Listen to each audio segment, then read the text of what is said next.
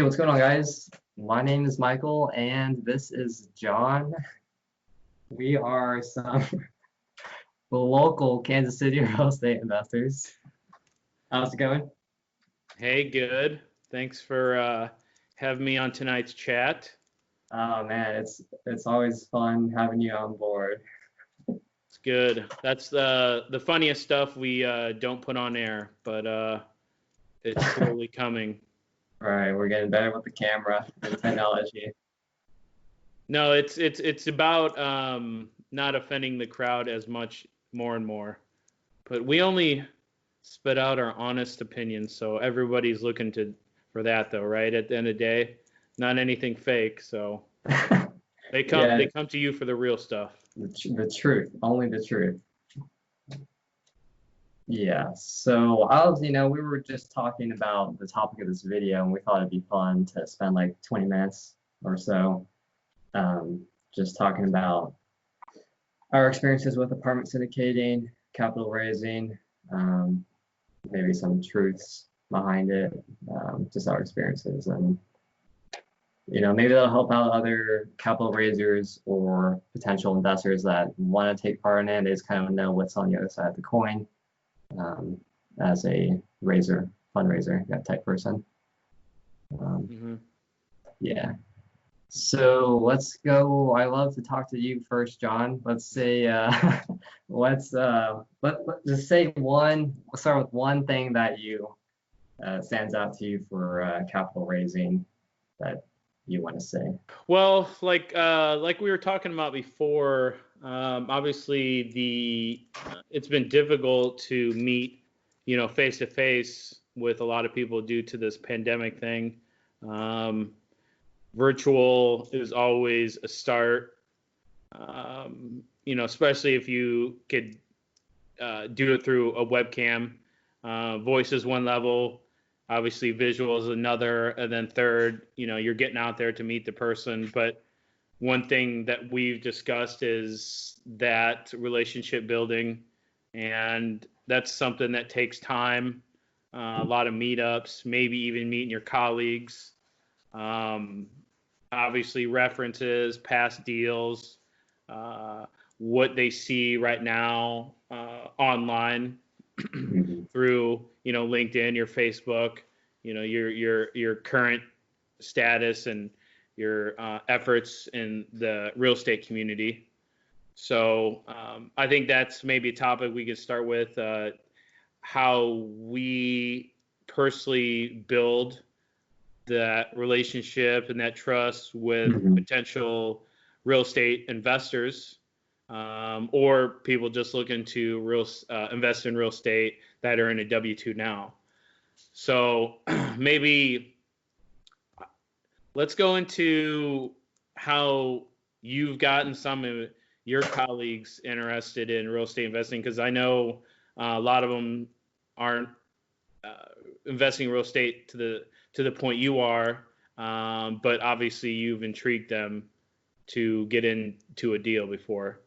Yeah, I think when I was bringing on some people that I knew that weren't fully aware of real estate or weren't fully interested, the most common questions that they might ask is like, oh, why should I do it? Why don't you invest in the stock market? Index funds, just like all these other options. So they're just kind of wondering why you're so gung-ho about real estate versus anything else. I just try to be as honest as possible, like talk about my experiences with it so far. Kind of done some like single family homes and like more recent, like getting into the apartment game and why it just makes more sense. I think when you're getting into those type of deals and those relationships where you're connecting with potential investors or maybe they're your friends already, I think like your reputation and demonstration of your knowledge is super useful. And they want to know like it's not shady at all. So I mean, obviously we do a local meetup that more recently has been online, but we've done in the past where it's in person, and I think that gives credibility to the group that we're not making up a fake deal, like it's an actual thing with a lot of experienced people doing real things. So I think just showing that it's a real deal and you have systems in place is really important. And yeah, just like kind of showing that you're also doing the deal is super critical. Like some people might think that you're not even investing in the deal, you're just selling a deal. So I think if you can show them that you're putting money in the deal also, they're going to be more likely to do it. And then if you can get a group of friends to do it, usually by word of mouth, they'll tell more people, and it kind of spreads like a wildfire. Like they're going to know who you are and what you do, and they might want to be partaking in the next deal. So I don't know, I just think like being straightforward, honest, and showing them that you're in it for the long run will make them more likely to invest with you. So that's key. Like some people will probably ask you how long you've been investing, what are some good books, those type of things, just to show your credibility. So. Yeah, no, that's a good point. I guess number one thing you said a few topics there. I think one of the biggest things is showing that you've been through all these experiences yourself. We didn't necessarily just start off with investing. Thought investing in commercial multifamily and 50 to 100 units just yesterday, and thought it'd be a good idea. I mean, clearly it's the end game, because everyone that's been through different levels of investing, starting from single family for multiple years and getting into duplex, triplex, eightplex, 10, 20, something like that, usually ends up at hundreds of units at a purchase because they understand scalability, economies of scale, the power of partnering up with other like-minded people and taking it down huge deals. You just got a bigger piece of pie. And with that, you're awarded a lot more ability to for returns, better terms with for lenders. Obviously, you're just in the big leagues altogether. You got a lot of other tax benefits too. But the biggest thing, obviously, is scalability and hiring management and time. So you make a good point when you say, I've been through the first levels of real estate investing that everyone thinks they need to go through, with just starting with, whether it's wholesaling or flipping or getting a single family. Yeah. You could tell them, I've been through parts of those, and I'm ready for the next levels. And then you could tell them, this is the reason why I'm not continuing to do that. And it's usually due to a capital issue, a time issue, just scaling all around, because we don't live forever. We got a minimal amount of time.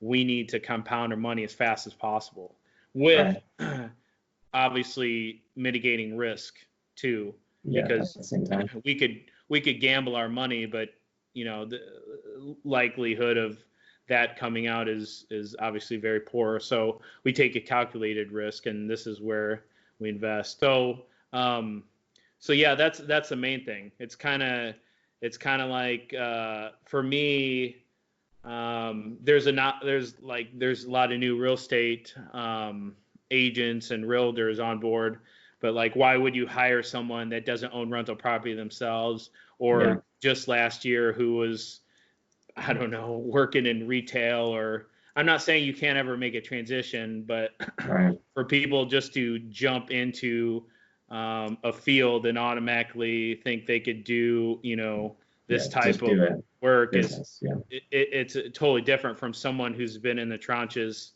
doing the rehabs, buying, negotiating, doing the marketing, rental, the leasing, everything like that. So I think you add a lot more value through that way. And then like you said, showing up at meetups. I think that's a really good way to meet people face to face. You obviously have a YouTube growth channel yourself, so obviously they could get to know the kind of person you are. And if you're out there trying to better yourself and showing up at these meetings, helping people, they know, he must be a decent guy. So that's all good there too. But yeah, I think it does start with it takes time and trust. Right. Yeah, it takes time, takes trust, and probably like finding. I would say like also like finding your why is also just huge. Like, why are you investing in real estate? Because it requires just so much time and effort to do it. Like, it's so much easier to just like choose a stock out there, and you think you might be making gains, but it's probably just based off probability. But I think real estate's a little more controlled. It takes more time, but it's more mitigated risk.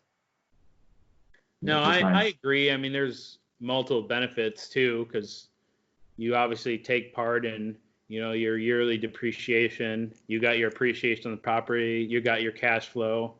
Now, obviously, I don't want to be negative towards every other investment, because clearly people have made money. Oh yeah.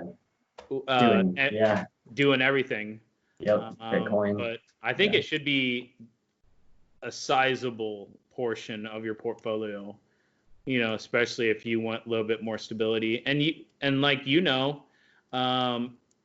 you want higher, quicker gains, that's where value add deals come in. That's where refis come in.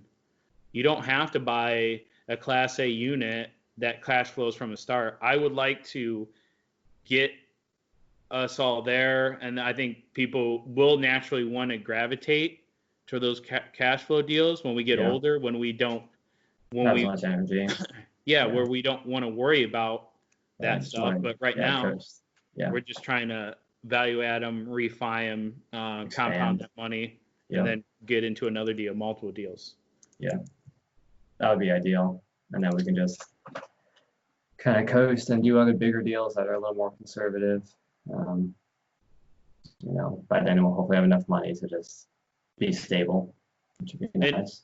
And you bring up a good point too about your why, because like we always talk about this. Real estate investing is a sexy thing now, but when you're there on the weekend, spending every second of your free time, doing a rehab or just doing grinding with the small stuff that doesn't make you money, while you could be living your life. You only have, so many hours you live in your life. It's tens of thousands of hours, but life goes by really quick, especially when you got family and hobbies and way more fun stuff to do than the swing around hammer. It's money is means to an end. You just use it to do the fun stuff you want to do. Right. And I always tell people that real estate sexiness burns away real quick when you're in the grind and you find out how long it is to do, small deals versus big ones. That's why you have so much more power getting in a group with substantial funds to make big moves, because it's not, it's not about all the tiny ones. So, I mean, other than what other things have you seen from maybe your colleagues that they've brought up in their endeavor to do their due diligence on if you're the right person or this real estate deal is right for them? What other things have they brought up? You talked about the stock market, like being able to trust you, things like that. Yeah, it's kind of interesting because I feel like the most of the people that were brought on more recently, a lot of them were pretty new to real estate, so they didn't really have like a point of contact that already did real estate. So it's a new area that they're tapping into. But they knew that I would attend these meetings all the time, and I would invite them to go if they wanted to, and some have gone as well, which I mean is awesome. But I think a lot of the challenges with getting someone new on board is just kind of explaining why you would do it over something else. You know, a lot, and it can seem pretty risky to them. So, you know, just ensuring that they understand the deal and what the risks are is helpful.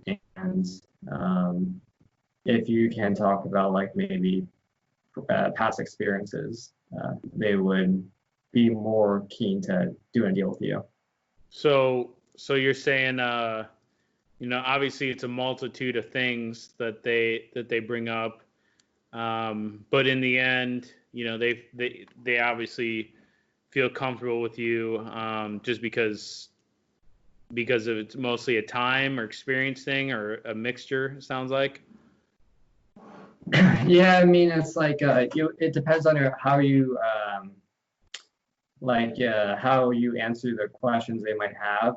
Like you don't want to just say, "Oh, just listen to me," or "Oh, I already know. Don't like just trust me." Like you have to dedicate time to responding, like actual technical information that is real. I mean and that's just with credibility and who you are as a person too. Like if they just know that you're not trustworthy, then I wouldn't even consider talking to them about a deal because that's not going to work at all. So like even if you're just you know, maybe you have a friend that wants to do it and they haven't ever invested in real estate or whatever. Like just having a good relationship is pretty key.